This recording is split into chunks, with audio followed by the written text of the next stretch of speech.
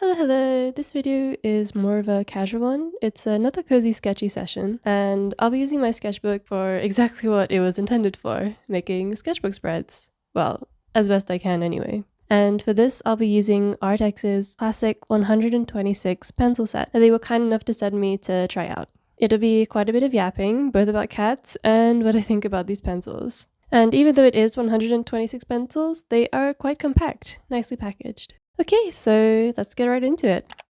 So if you've been watching my channel for a bit, you know that cats are my one and true love. They're somehow always mentioned, referenced, or used in some way in one of my videos. After the Valentine's collab, which was wonderful and a lovely experience by the way, I really wanted to sort of just chill a little bit and make more casual videos, at least for a short while. And what better way to do that than to make a sketchbook spread of silly cats that I found, using the pencils that were kindly given to me to try out. Now, I'm not the most well versed in making sketchbook spreads, it's not something that I do very often, even though I do have a little bit of traditional content on my channel. But I'll try my best. All of these cats that I'm drawing were found on Pinterest, and I thought it would be worth dedicating at least a little drawing to each of the ones that I chose. Cats are also something that, surprisingly enough, I don't draw in any modicum of realism at all, just because it's never been something that I've tackled properly. So I tried to give them a little more justice by actually making them look like real cats and not just cartoon cats. That is definitely a challenge that I will have to remedy properly at some point going forward, because I do have a bit of this fear that all the animals that I draw just look a little uncanny, just because I haven't given them enough time or proper study or a proper look at them beyond just the simple bare shapes that you usually see. And what I'm talking about is I haven't given them proper studies like skull studies, muscle studies, a look into their anatomy whatsoever, which is surprising, like I said, given how much I love cats, but yeah, it's just never happened. So that's something that's gotta change at some point in the future. But I hope for now my cats, well, these ones at least, are enough. I am honestly constantly fascinated by these little creatures. They make such faces, they have such expressions for things that aren't built the same way as us, which really fascinates me, truly. You can sort of tell so much from a cat's face just by looking at it, even though it's a completely different creature. I know we're similar in a lot of ways because both of us are mammals, both cats and humans, but it's just the way that they express themselves. I can't put my finger on it, it's so interesting and so different yet the same. It's like they have a bit of a human quality to them, but not 100%.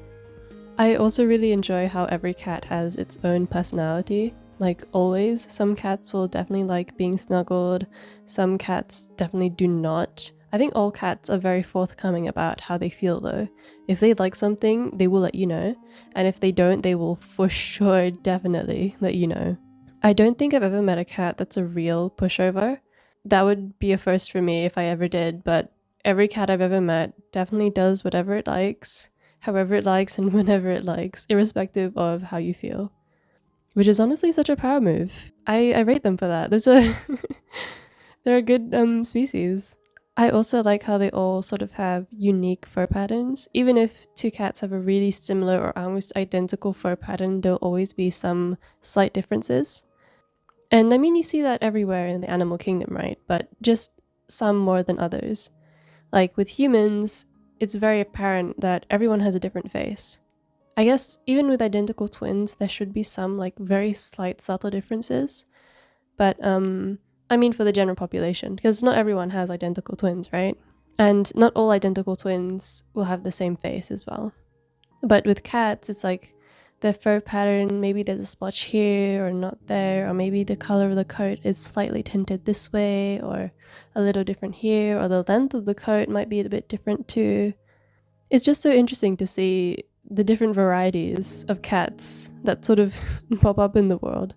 Okay, switching the topic to something a little more relevant, I suppose. These pencils do the job. I didn't really have any expectations for these pencils because no Artex, only for their acrylic markers and not for any of their other art supplies, so I wasn't sure how these would turn out.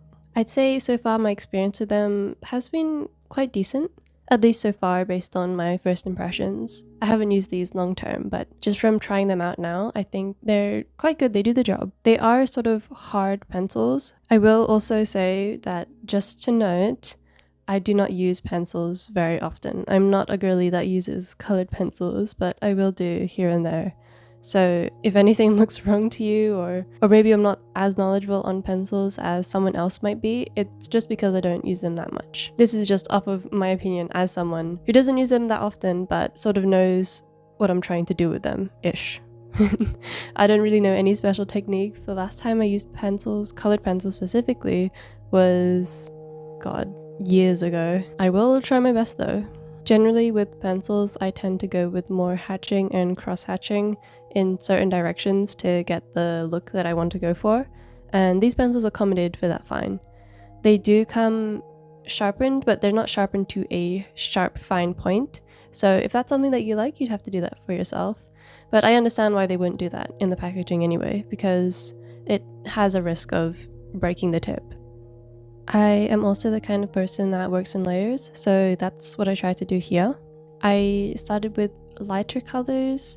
To be fair, on my first drawing I was still getting my bearings, but yes, I started with lighter colors and tried to start with a lighter layer and then work up with the darks from there. I also wasn't afraid to use sort of, I guess, unconventional colors, because let's be real, you're not going to see like a blue or a green cat out in the wild normally.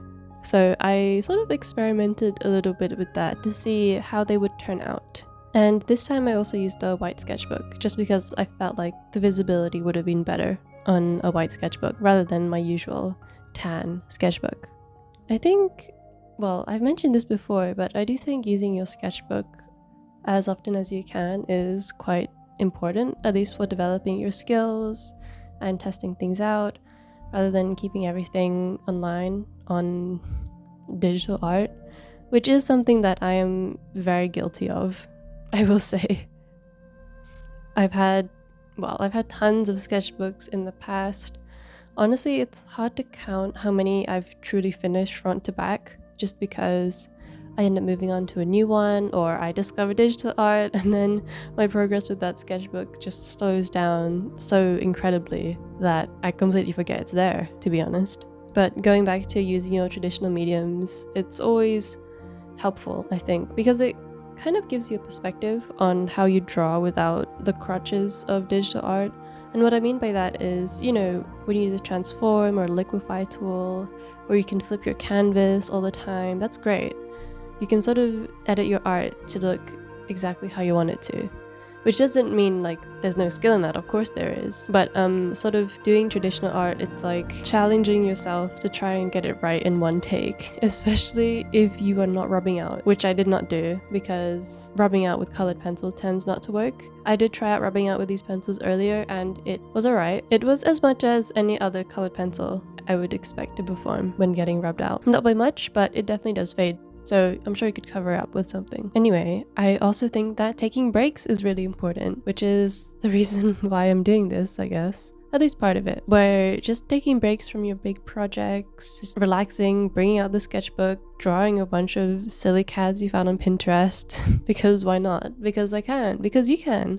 It's good to keep in mind that you don't have to always be on the grind all the time. I feel like I definitely fell into a bit of that mindset not too long ago, where I felt like I had to constantly be working on a video, otherwise what am I doing? And honestly, that just burns you out. It burnt me out a little bit, but I kept going because I had to. Okay, maybe I didn't have to. It's just that dilemma, isn't it? You keep going because you want to, because you have a goal, because you feel like you have to, when you don't have to. I mean, unless it's for survival, of course, everyone has their own circumstances, but generally speaking, it's okay to slow down, take breaks, and not constantly be working on a new project after project after project. I feel like a lot of people, including myself, just forget to just be and just enjoy the moment and enjoy the time that you have. Because it goes just like that. It goes in an instant. And life is short, so why not spend some of it being happy and drawing silly cats on pieces of paper?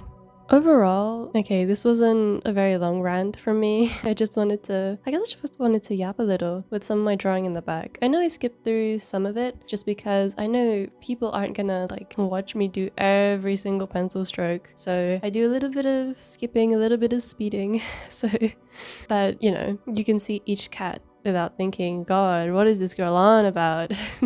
But whatever. Overall, in terms of these pencils, I enjoyed them. I'm not a very avid user of pencils in general, but this might be good for someone that does want a large selection of pencils. Like I said, it's 126 pencils and it's around $55, I believe, which is quite a good price, I'd say, especially for the amount of pencils that you're getting anyway. Are they professional artist grade? No. Do they do the job? Yes. They do exactly what you'd expect them to do. They're colored pencils. It's got a good enough selection of color where I don't think you'd really miss out any bits. And if you are an avid user of them, I'm sure you'd be able to mix and blend them better than I can, better than I could. And I'm sure you could make layers out of them better than me as well. It has a decently compact way of packaging, I'd say. I do enjoy Artex packaging. I think they know what they're doing. So the 126 doesn't really feel like 126 because it's so compact, but it is. And it's just easy to move from, I guess, desk to desk if that's what you're doing, or just to put in its own designated place. I did sharpen quite a few of them as well, and none of them had internal breakings or anything like that.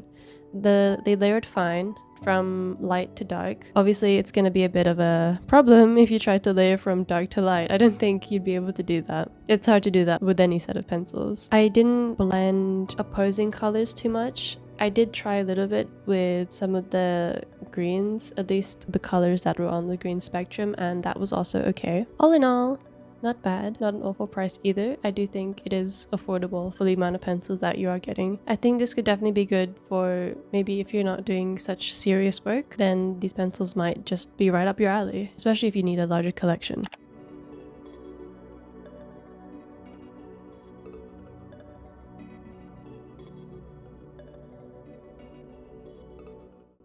Otherwise, yeah, make your own decisions. Please draw silly cats. I think they're very much worth doing. And I'll see you in the next one, which will come quite soon, actually.